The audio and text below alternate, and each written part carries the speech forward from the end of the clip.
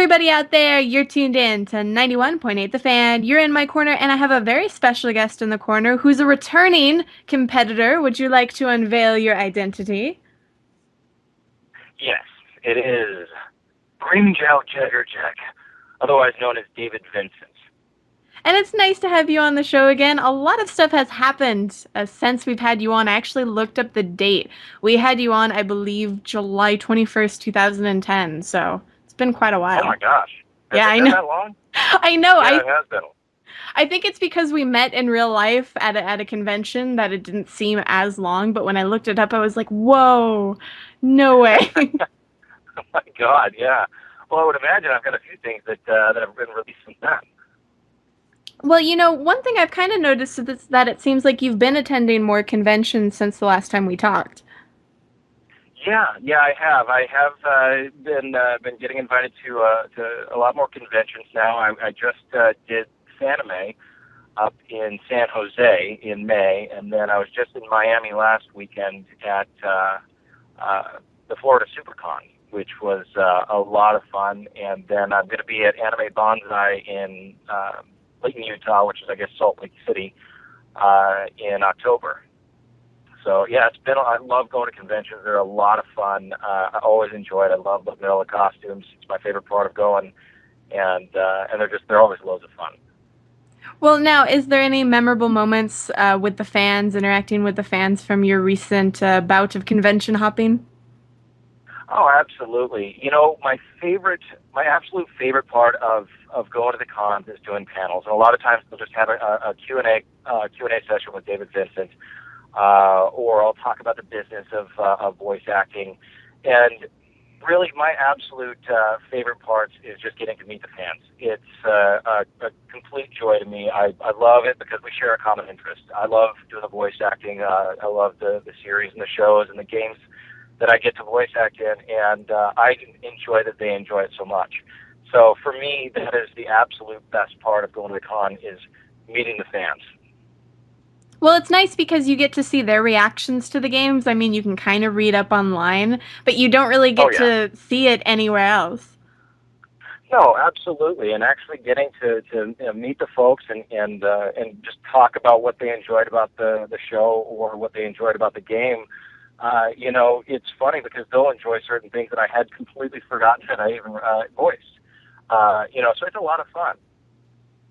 Yeah, definitely. Is there now I have to wonder, did just a bunch of conventions start getting really interested into you, or did you start doing like, hey, I'll dance for you if you have me over? Well, it was a little bit of both. Sometimes you have to let them know that you're there. But yeah, I'm actually starting to get approached, which is lovely. Yeah, I can kind of understand that. Like we had to kind of be like, "Oh, hey, we exist. So if anybody wants us, we're here." Just so you know. Right, right. So you kind of But it's no, it's been a lot of fun. Especially I got invited this last. I'm not there this year, but at Comic Con to go do a panel for Tekken, and then Anime Expo.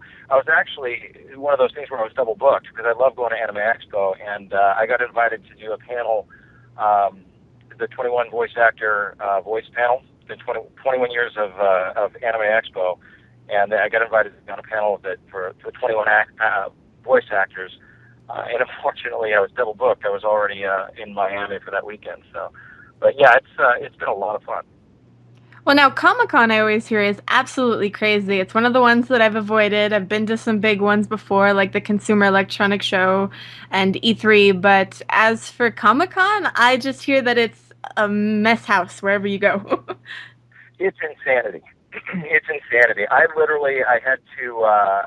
was returning I was working on a project in Tokyo last summer, and so I had spent a month in Tokyo, and I got back, and I think I had been back less than 24 hours, and I had been invited to come down and speak on that panel at Comic Con. And I have to say, being jet lagged on top of the crowds at Comic Con, it was a little overwhelming, but it's still a really fun experience. Well, as long as you breathe and count to 10, I think you'll be okay. Yeah, exactly. But now, since you mentioned Tekken, one of the latest things that I believe that's come out involving your character in Tekken is Street Fighter Cross Tekken.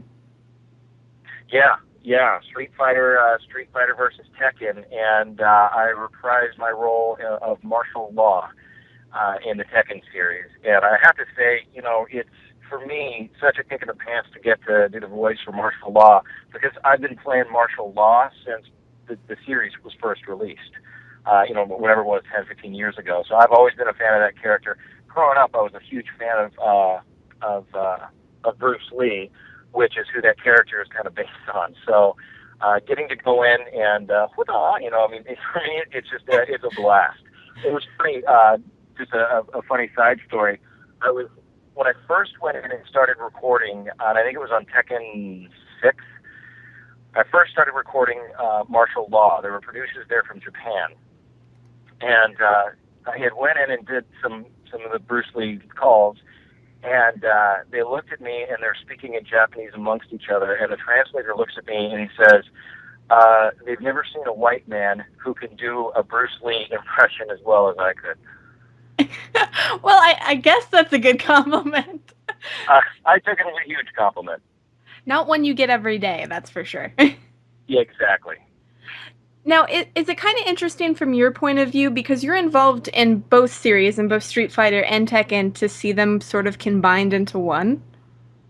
Yeah, you know what? I mean, I have been waiting for that to happen for a long time because they started combining the different franchises, over the last few years, and I was wondering when they were going to do it for Tekken. Now, I voice T-Hawk in the Street Fighter, Super Street Fighter 4, and I did not reprise that because I don't think they brought T-Hawk in for Street Fighter versus Tekken. I don't know if they added that character or not. So Street Fighter versus Tekken, I don't do any voices in the Street Fighter video game, but I do, of course, reprise my role as martial law. Well, obviously nowadays, they could just whip up some DLC and you never know, it might be you versus you in one of the rounds. Yeah, I would like to see that in a Blaze Blue against Blaze Blue somehow. That would be kind of interesting, actually, now that you bring that up. I'm still so behind, though, on Blaze Blue. I've still just played the first one. I haven't even Uh, touched the second one yet. oh, Blaze Blue is one of my favorite video game franchises that I've gotten to work on as well because Gene Kisaragi, I tend to get cast as psychos quite a bit, and so getting to really pump up the psycho in Gene Kisaragi and Hakumen for me is just is always fun. It's a joy to go into the studio and record those characters. Yeah, I remember definitely talking to you about that character the first time, and it's always interesting to hear what the voice actor thinks of a character that's not all right in the head and a little bit loco. Yeah, yeah, exactly. A man who's got a crazy obsession with his brother. Just a Can't be little right in the bit. head. Yeah, Yeah, just a teeny bit. And for those of you yeah. who actually might not be familiar with what we're talking about, I think you should head on over to YouTube and look up Blaze Blue if you haven't already. We're going to take a short break here on 91.8 The Fan, but don't go anywhere because my special guest isn't. So keep it tuned to your favorite station where we play everything you want and nothing you don't. Hey, everybody out there, you're tuned in to 91.8 The Fan, and hopefully you've become educated on BlazBlue, Tekken, and a few other really awesome games. But just so you know, my special guest is actually still here and he's still alive. At least I hope so. I'm still breathing. Okay, good. I was getting worried because we're kind of on a lag, so I was like, oh no, there's silence. He got disconnected. Dang it! Oh. But no, we were actually talking a little bit behind the scenes, and I know that our live chat has bothered me to ask about this. I love you guys, but they wanted to know about your character and Tales of Graces, which a lot of fans really seem to have latched onto that game series. Oh, the whole Tales series. I voiced in Tales of Fantasia. I voiced Chester Barclay as well as Tales of World. And then just this last year, I know it was released in February, but yeah, I did the voice for Richard in Tales of Graces F, which was just an amazing series. We recorded that about a year ago, maybe a little over a year ago. And no, actually, it was last spring of 2011, I think, is when we recorded it. But at any rate, it's such a fun story. The whole Tales series is a fun series, but Tales of Graces is, I think, just a very well put together game. It's from what I understand of the storyline, it's very much in capturing storyline that has earned a lot of fans. So it was a great project to work on, and I was thrilled to be a part of it. Well, now with big video games like this, especially with the role-playing games, there's a lot of things that are happening, both in the main story and the side story. So you really have to rely on the director and some of the other crew to kind of help you be like, oh, okay, here's what you're doing, and here's what happened, and here's what's going to happen. Yeah, that's a really good point that you make. And the reason is when you're doing, say, a animated series or an anime TV show, okay, you kind of get to know what the storyline is as you're going along and you're voicing it. With a video game, it's a bit different because you don't get to see the whole storyline of what's happening. When you're recording, you do rely completely on your director to tell you what's happening in the scene. Why are you delivering this line? What's the context of happening when you're delivering this line? So yeah, it's you don't get to enjoy the story as you record the series, or I should say the game. You really are very reliant on a director to tell you exactly what's happening. Well, here's sort of an interesting question. Are there any games that you've gotten done recording and you're like, I didn't get a certain aspect, or I was a little bit confused, I kind of want to see it in action, and you had to go out and you had to go buy it on release day? Not really. Most of the time, what I'll do is if I don't own the game, I'll go in and I'll YouTube it. Most of the time, the directors are so good about direction at explaining what is happening exactly. Because a lot of times, even with like Blaze Blue, and especially with Tales of Graces, there is a lot of the storyline is extremely complex. But most of the time, the director does a fantastic job of explaining to me the context of what's happening in a scene, so that obviously you can capture that character's voice in a realistic way for what is happening. Well, it's funny that you mentioned Blaze Blue because I platinumed that game. I played it for like an entire year, the first one, and I still only got some of the story because that's a confusing plot line. I'm not going to lie. Wait till you go to the next one. I know. I'm a little bit worried. I'm just a little bit worried. But as long as I have people to kick their butts on, I'm okay. Because I Yeah. actually I main lychee, and actually usually Jin is the one who kicks my butt. Thanks a lot. Sorry, Jackie. Now, are there any other projects that you're working on that recently came out that you can pimp out to the fans, or anything that you are working on that you can talk about? Yes.